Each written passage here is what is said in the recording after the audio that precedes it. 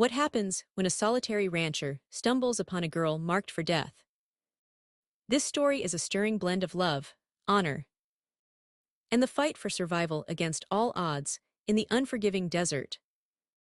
Under the unyielding sun of New Mexico, a solitary figure rode with a slow, steady rhythm dust, lifting with every step of his weary horse. He had been trailing a lost steer for half a day, the beast gone soft in the cracked earth.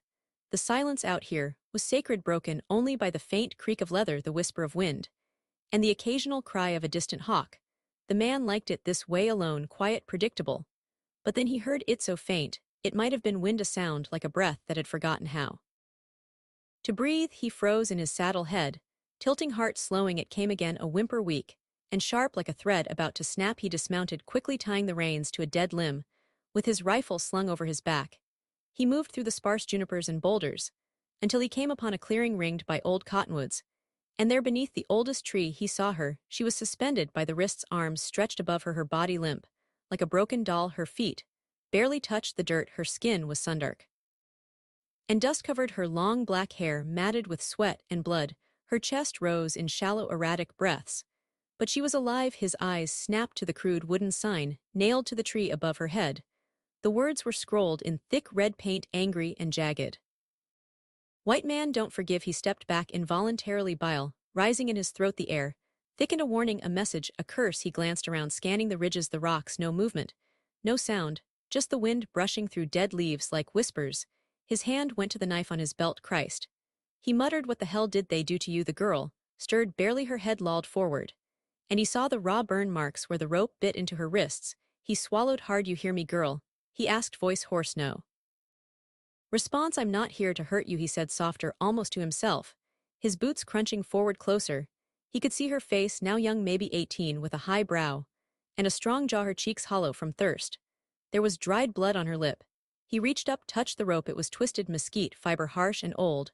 Whoever tied it had meant for her to suffer, not just hang. He pulled out his knife. His fingers trembled, that sign, it screamed at him. He heard echoes of things he never said, never did. And yet it made him guilty, it made him hesitate. But she groaned again, and that sound undid him. Hell with all of them. He whispered, blades slipping into the rope. I ain't that. With one firm slice, the rope gave way. She fell forward, and he caught her just in time. Her body was warm, burning, even and light in his arms, like she had no bones left. Her eyes fluttered open, dark, frightened, unfocused. The man eased her down to the ground, one knee in the dust. He poured water from his canteen onto a cloth and dabbed her cracked lips. Easy now, he said, you're safe, at least for the moment. She blinked once, then again, still no words, but her hand clutched weakly at his sleeve. He looked at the sign one last time, then at her. Then he pulled off his coat and draped it over her shoulders. You got a name? He asked gently. Nothing. Guess we'll find one for you, he murmured. He stood, lifting her with effort, cradling her like something not yet broken. But for now you're with me.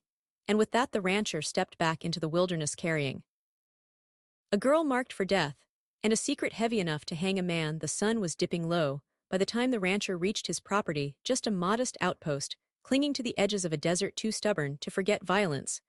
A single windmill creaked on the edge of the fence line, and the old barn sagged like it mourned something. The house itself was one room, and aloft its roof patched with old sheet metal. But it stood solid and honest, like the man who built it. He eased the girl from the saddle and carried her inside. She was fevered, her head pressed to his chest, whispering, breaths like dry leaves skittering across a stone floor. He laid her on the cot and unwrapped the coat, careful not to startle her. Her eyes fluttered open for a moment, dark and wide and distant.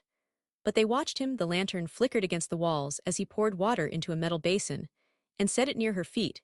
He grabbed a clean cloth from a shelf and knelt. Her legs were bruised, scraped, one ankle swollen, rope burns marred her wrists like brands. I ain't going to hurt you, he said, more to break the silence than to expect any reply. Just cleaning up a bit. He dipped the cloth into the warm water and wrung it out, then slowly, reverently, he took her right foot and placed it in the basin. She flinched just barely. He paused, waited. When she did not pull away, he began to wash the dust and blood from her skin, his movements gentle, precise, like he was touching something sacred. The water turned red and brown. He worked in silence, careful not to meet her gaze for too long, though he felt it on him like a blade drawn, halfway, unsure whether to strike or fall. Her lips parted once as if to speak, but no sound came. Reckon you don't talk much, he muttered, not unkindly. That's all right, silence is better than most things most days. He finished the first foot, then the other. She let him when he was done, He wrapped them in soft cloth strips and set her feet gently on a folded blanket. You remind me of a river I used to camp near, he said. Quietly, almost to himself, it was dry most of the year, looked dead. But after the rains, it ran fast and deep, had a name, but the locals called it Quiet Snake.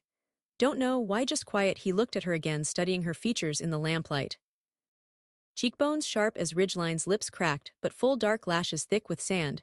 She was young, too young for this kind of suffering. But there was something old behind her eyes, something that did not flinch from pain, only waited for it to pass. I'll call you Lena, he said softly, just for now. You look like Alina, quiet but strong. She blinked once slowly, no protest, no nod, just breath. The rancher stood, hands wet, and reached for a blanket to cover her. He tucked it around her shoulders, then stepped back. If you're hungry, there's beans, not much, but better than air. Still no answer. He grabbed his bedroll and dragged it toward the door. He would sleep out by the barn tonight, give her the space. It was not right for her to be watched by a stranger, especially not one with blood in his past and questions in his eyes. Before he stepped outside, he looked back one last time. She had shifted slightly, eyes, closed lips, no longer trembling. The basin still sat beside the cot, tinged with the color of what had been done to her. He picked it up and emptied it outside, watching the water soak into the thirsty ground. Inside, she dreamed of fire, of horses, of ropes cutting skyward, and of hands rough but gentle washing the hurt away, without asking anything in return. The days that followed passed with the slow rhythm of desert life. But the silence inside the house was different now, thicker, charged with something just beyond reach. Lena, as the man still called her, ate. When he brought food, though never much, she moved with caution, eyes always alert, posture tight. Like an animal who had been caged too long. She never spoke. But he caught her watching him. When she thought he wouldn't notice at night, he left her the cot and took to the barn, his rifle beside him. He pretended it was to give her space. But the truth was more complicated. He was afraid not of her, but of what her presence meant. That sign on the tree still burned in his mind. White man, don't forgive. Whoever wrote it had meant for her to die slow, and whoever they were, they might still be coming. It was 3 mornings later when he first saw the bootprint, slightly smaller than his, newer than his, and angled toward the barn. The rancher squatted beside it in the hard-packed dirt and studied the heel. Military issue cavalry. The print was fresh, no more than a few hours old. He rose slowly, eyes scanning the ridgeline. Nothing but sagebrush and heat shimmer back. Inside, Lena sat by the window, still and silent. She did not look at him when he entered, but her body tensed. You seen anyone, he asked. She said nothing, only pulled the blanket tighter around her shoulders. I think we've got company, he murmured more to himself. That evening, he kept the lantern low and stayed by the porch, rifle across his knees. The wind had died, coyotes howled far off, and the stars blinked into view like ghosts. Waking up, Lena did not sleep. He could hear her moving inside, pacing the floor in slow circles. It was around midday the next day when the rider came, dust curled behind the chestnut horse. As it approached, the man atop it wore the blue and gold of the U.S. Cavalry. His rifle was holstered, his hat low, his jaw rough with stubble. The rancher stepped down from the porch, one hand resting casually on his belt. The soldier reined in his horse and squinted down. You called? Wyatt. Depends. Who's asking? Lieutenant Graham, Dust Hollow Station. We're tracking a fugitive. The man pulled a folded notice from his breast pocket and handed it down. You seen this one? The rancher took the paper, already knowing what it would show. A crude sketch of a young Apache girl, sharp eyes, long hair, the words wanted for murder and escape, dangerous reward $500. He looked up slowly. Can't say. I have. You sure? The soldier asked, leaning forward, small, quiet. Might be hurt, might be hiding. We think she was rescued or taken by someone passing near the Cottonwood Flats. The rancher held the paper a second longer, then folded it and handed it back. Ain't seen nobody but jackrabbits and a cow that don't listen. Lieutenant Graham narrowed his eyes. She's not just a runaway, Mr. Wyatt. She's part of a violent group, savages. That sign they left, they mean it. The rancher's jaw tightened. If I see anything, I'll send word. The soldier studied him for a moment longer. Then he nodded once and turned his horse. See you do. The rancher watched him ride off until the dust disappeared. Inside, Lena stood just beyond the curtain. She had heard every word. She stared at him, unmoving.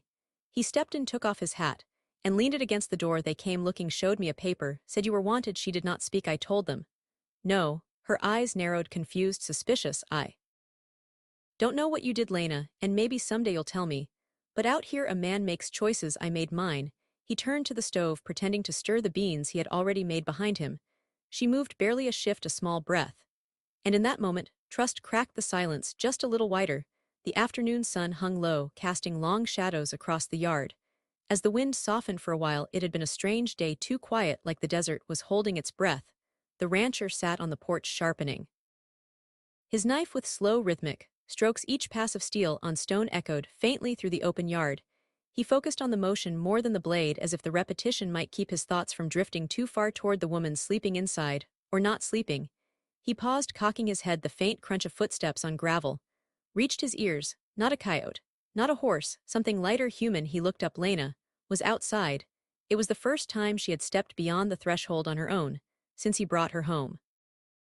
Her bare feet touched the earth tentatively, like she was testing if it would still hold her. The woven blanket he had left folded at the edge of her cot hung from her shoulders, trailing like a second skin. She walked slowly, her steps uneven but certain, toward the far end of the yard, where the barn stood. Watch. The rancher set the knife aside, not moving at first. He watched her, not wanting to shatter the moment. She looked smaller in the light, more fragile. And yet something in the way she moved had changed. She was not escaping. She was reclaiming. She reached the bare patch of dirt near the barn, a place where the wind had swept clean all debris. There she knelt carefully, as if kneeling before something sacred, and let the blanket fall to her elbows. Her fingers moved with purpose as she picked up a stick and began to draw in the dust. Only then did the rancher rise. He walked over slowly, boots quiet on the dirt, giving her space. He stood a few feet behind her, watching her hand trace lines into the earth. In the dirt, she had drawn a bird. Wings stretched wide mid-flight, but flames encircled it like a burning crown. The lines were bold and sharp, etched with tension. The bird looked alive, and in agony, its wings angled upward, as though trying to escape the fire or rise with it. The rancher had seen war scene symbols, carved into rifles and burned into skin. But this thighs was something older, a cry, a prayer. He squatted beside her, his voice low and respectful. What's that? Lena did not look up. Her face remained still, eyes focused on the drawing. For a long moment she said nothing, as if deciding whether or not to let the memory free. Then she spoke. Bird and fire, she said, voice dry and cracked like the riverbeds in midsummer. My people's sign. The rancher remained silent, his eyes never leaving the image. She tapped the center of the bird with the stick. This was my father's, our family. We painted it on tents, carved it on bows, always flying, always fire. He could feel the tension in her body, the way her shoulders pulled back, the tightness in her jaw. She was bracing for something. They come soldiers, white coats, last spring. She continued haltingly. Say we must move far, dry place, no food, no water. Say we're danger. She paused, the stick in her hand trembled. We say no, we stay. We fight. Her voice thin. They burn, kill my mother, my two brothers, burn the old ones. Inside the tent, the rancher clenched his fists, slowly, jaw tight. Something old and angry stirred in his chest. I run, hide, they find me, beat, tie me, call me thief. Say I took rifle, I didn't. Then she turned, locking eyes with him for the first time. There was fury in her voice now. I did not steal, I did not kill, I did nothing wrong.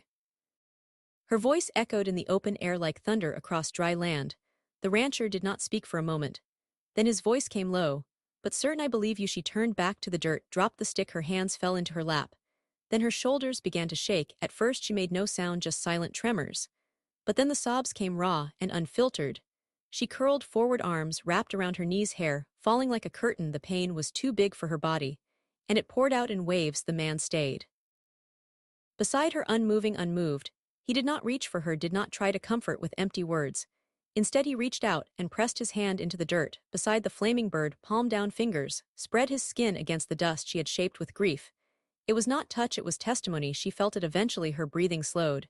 She lifted her head, her face streaked with dirt and tears. Their eyes met, unshielded. You can call me Lena, she whispered. The rancher gave a small nod, voice like gravel and wind. All right then, Lena it is. They sat together in silence as the sun slid behind the ridge and the fire burned in the dirt, faded into shadow. But its ashes, like the truth, remained. That night the wind whistled low through the rafters, whispering through the thin walls like a ghost. Remembering its name, the rancher sat by the fire, boots off, shirt sleeves rolled, tending a kettle of beans. Lena stood by the window, arms folded around herself, watching the night settle over the desert. The silence between them no longer felt like a wall, it was something gentler now, like shared breath. She turned suddenly. You want to know the truth? The man looked up, his spoon pausing mid-stir. He nodded once, careful not to press her with words. She walked slowly to the table, sat across from him. Her voice was quiet but clear. My father was a minor chief. She began our band, small, peaceful. We traded with settlers, even learned their god. We had rules, boundaries. We wanted to live. The rancher listened, his face unreadable, but focused a full winter. Ago, she continued, a white woman was found dead near our hunting ground, throat cut. Her husband said it was us. Her fingers tensed around the table's edge. But it was not. She died because he killed her. Everyone knew. But they blamed us. Her eyes found his. The soldiers came, not just them ranchers, 2 town men with rifles and fear. They said they were taking justice. She swallowed hard, the pain rising in her throat. They burned our camp, shot my brothers. While they slept, my mother died, holding the prayer beads. The priest gave her. They left my father hanging from our council pole. The rancher lowered his eyes. They found me in a hollow tree. I was hiding. I had a knife. But they took it. Said I was planning revenge. Said I was dangerous. They tied me, questioned me, beat me. Then they took me to that tree. You found me, unhung me up like bait. For who? He asked, his voice a low scrape. For the rest of us, for anyone still alive. And angry, she stared at him, then asked softly, why did you cut me down? He looked at her for a long moment, the fire crackling between them. Because once, he said. I, her brow furrowed. My family. The man said, voice flat. Last spring raiders hit our ranch, Apache. They said maybe. It was maybe. It wasn't. I was out hunting, came back to ashes. My sister was 16. I heard her crying in the barn. But I was scared. I didn't go in. I waited for help. She died before anyone came. The silence after that was different, not empty, heavy. You saved me, Lena whispered. Because you couldn't save her. He nodded. She studied him. If I had been white, would you still have pulled the knife? The rancher stood slowly, walked around the table until he was in front of her. She looked up, searching his face. He reached down, cupped her chin gently in one hand. His fingers were calloused, but his touch was careful, measured. I don't love skin, he said. I love what breathes under it. Her eyes welled, but no tears fell. She reached for his hand, pressed her cheek into his palm, and then, as if by instinct, they leaned into each other. The kiss was quiet, hesitant at first, then fuller, as if both had been holding their breath for too long, and finally remembered how to exhale. Her hands trembled on his chest, his arms circled her back. The fire popped softly behind them. Later, they stood in the small kitchen, candlelight flickering against old wooden beams. Their shadows moved as one on the far wall, a slow dance neither of them had ever learned. But somehow new. Outside, the desert wind calmed for the first time in days. Inside, something began to mend. The wind returned with the morning, gusting harder than usual, carrying the scent of sand and distant smoke. The man felt it in his bones. Something shifting. He had lived long enough under the sky to recognize the wait before a storm, even if it came with boots instead of clouds. 3 days had passed since the kiss, since the words neither of them said aloud took root in the silence. Lena had begun to move more freely around the ranch. She helped feed the animals, swept the floor, even laughed once softly when he cursed the stubborn mule that refused to eat. But the peace was thinned by noon. A trail of dust rose from the east. The rancher stood by the fence, jaw tight, rifle resting against the porch. 3 riders approached, local men in canvas coats and old hats, rifles slung across their backs. Their leader wore a tin badge on his chest that looked more self-appointed than earned. Wyatt, the man called as he dismounted, heard, tell you might be harboring someone, don't belong. The rancher kept his voice, even you hear a lot of things, Joe, don't make them true. Joe Prescott spat into the dirt. A girl, Apache, there's a reward, 500 cash. And the thanks of every God-fearing man west of the Pecos. You come all this way for a rumor? Prescott's eyes narrowed. We aim to check inside, just in case. The rancher stepped down from the porch, slowly. You got a warrant? Prescott snorted. You think this is a court? Wyatt, the other 2 men shifted in their saddles, hands near their weapons. The air hung brittle. I'm the only one lives here, the man said, voice calm. Ain't no girl, just ghosts and goats. Prescott stared at him for a long moment, then gave a tight nod. If you're lying, you'll burn with her. They rode off without checking the house, but the message was clear. It would be back with more men and less patience. That night, the rancher sat by the fire behind the barn, the stars hidden behind heavy clouds. In his hand was the crude wooden sign he had pulled from where he buried it, faded now, but still readable, still hateful. White man, don't forgive. He stared at it for a long time, fingers brushing over the letters. Then he stood and carried it to the fire pit. No ceremony, no speech. He laid it down among the kindling and struck a match. The flames rose slowly, then swallowed. Words in orange and gold. The wood cracked and curled inward, as if the hate itself resisted dying. Behind him, footsteps. Lena. She wore one of his old coats, too large on her frame, the sleeves rolled twice. She stepped beside him, eyes on the fire, not speaking. But her presence spoke enough. The flames danced in her eyes, reflecting something that looked like mourning, and something like freedom. I should have burned it sooner, the rancher said quietly. She did not answer, but she moved closer, close enough for her shoulder to touch his. She gripped the coat tighter around herself, her fingers knotted in the fabric. "Thank you," she said softly. The words were simple, but they landed like something sacred. He looked down at her, his heart heavy and alive. All at once, the fire burned, low embers glowing above them. The wind slowed to a hush. And for the first time since he cut her down from that tree, there was no sign left of what had been written against her, only heat, smoke, and the weight of what they had chosen instead. The next morning brought no wind, just stillness, thick and unnatural. The rancher rose early, packed dry biscuits, jerky, and a canteen of water into the saddlebag. The air around the ranch felt tighter, more watched. He had seen smoke on the horizon, too steady to be a campfire. Word had spread they were out of time. Lena stood by the fence line, hair braided back, wrapped in the same coat she had worn by the fire. Her face was calm, but her eyes held questions. "We have to go," the man said, tying the final strap on his pack. "Tonight?" She nodded, already knowing there's land south of here. He continued, "Past the border, some say. The Apache still live free in the Sierra Matters, far from soldiers, far from signs." He paused. "We can make it if we ride hard." Lena stepped closer, so close he could see the soft flush on her cheeks. She reached for his hand and held it firm. He looked down at her, voice barely above a whisper. "You'll come with me?" She pressed her forehead to his chest, her breath warm through his shirt.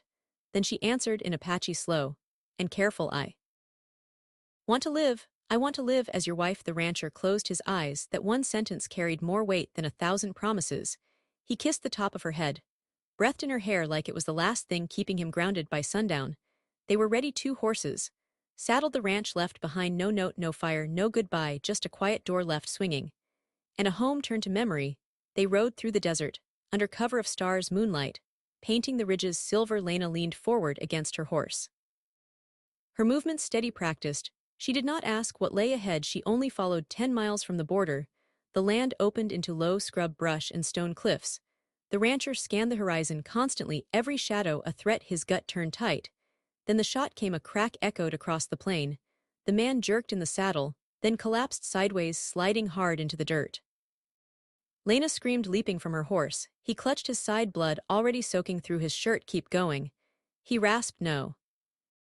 Another shot whizzed past them, striking the rock behind. From the ridgeline 2 figures appeared, riders, rifles raised. The rancher groaned, pulling himself up. "We have to move." Lena hooked her arm under his shoulder, trying to lift him. "Believe me," he growled, "I won't." Through sheer will they stumbled toward the nearby rocks, bullets cutting through the night. The man's boots dragged behind him, but he forced one step after another. Every breath came wet, his vision blurred. Somehow they reached a narrow gap between 2 cliffs, a hidden pass. Lena half-dragged, half-carried him inside, pressed him to the stone wall, her own chest heaving. The shots faded behind them. The riders would not follow through the rocks, not without losing speed, not without risk. In the shadow of the pass, the man collapsed to his knees, blood dripping onto the dust. He looked up at her, pain and wonder both in his eyes. "You said you wanted to be my wife." She knelt beside him, cupped his face. "I meant it." His lips curved even through the pain. "Then we better make it through this pass." She nodded. And for the first time since they met, Lena prayed not to the gods of the settlers, but to the spirits of fire, wind, and survival, because love in this place was always a gamble. And tonight they were betting everything. The tent flaps rustled gently in the river breeze, moonlight slipping through the stitched seams like silver threads. Outside, crickets sang low, and the water whispered over stone. Inside, the man lay propped on folded blankets, his breath slow but strong now. The fever had passed, the worst was over. Anna sat beside him, a basin of cool water at her side, gently wiping down his brow. He watched her through half-lidded eyes, the corners of his mouth lifting slightly. "You always this bossy with your patience," he murmured. She raised an eyebrow, but smiled. "Only the ones too stubborn to die." He chuckled, then winced as the laughter tugged at the stitches in his side. She hushed him gently, placing a palm over his chest to steady him. The silence between them deepened, not awkward, but full. Then, as the wind sighed outside, he spoke again. "Tell me something true," the man said, his voice softer, now touched by something raw. "What's your real name?" Anna looked down, hesitating. Then she reached for his hand and guided it to her chest, just over her heart. "Anna," she said, "it means peaceful river. My father gave it to me." The rancher closed his eyes for a beat, as if letting the name settle into him like a prayer. When he opened them again, there was warmth behind the weariness. "Anna," he repeated, tasting the word, "you're the only peace I've ever known." She didn't cry this time. She only held his hand tighter. Months passed on the southern edge of the territory, where the border blurred into mesquite groves, and dry wind carried scents of sage. And wood, a small lodge stood near the river's bend, made of pine and hide strong, but humble. It sat surrounded by whispering reeds and wildflowers, In the shade of its awning, Anna sat cross-legged, stitching a tiny white shirt. Her belly had rounded, gently visible now beneath her woven sash. Humming quietly, she worked the needle through. Oft caught her fingers sure and calm. Beyond the garden, the man trained a young mustang, murmuring low commands, patient and firm. Every so often he glanced back toward the lodge, catching sight of her silhouette through the light curtain. And every time he smiled, inside the walls bore no trophies, no portraits, just bundles of herbs, 2 books, and a child's blanket waiting to be finished. Donna moved through it, like the breath of the place itself, present, grounding, full of quiet life. One evening, she walked down to the river, the same path she'd taken for months now. The current moved slow and certain. She stepped barefoot into the shallows, let the cool water kiss her skin, and laid both hands over her belly. Little one, she whispered, your father, he didn't just forgive, he loved. And he kept his promise. Behind her, footsteps padded across the grass.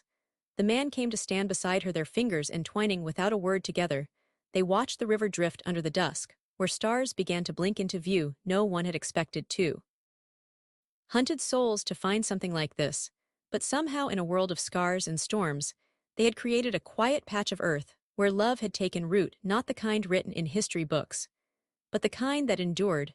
And the river kept flowing, peaceful, like her name, like their life, like something finally truly home. What emotions did this story evoke for you?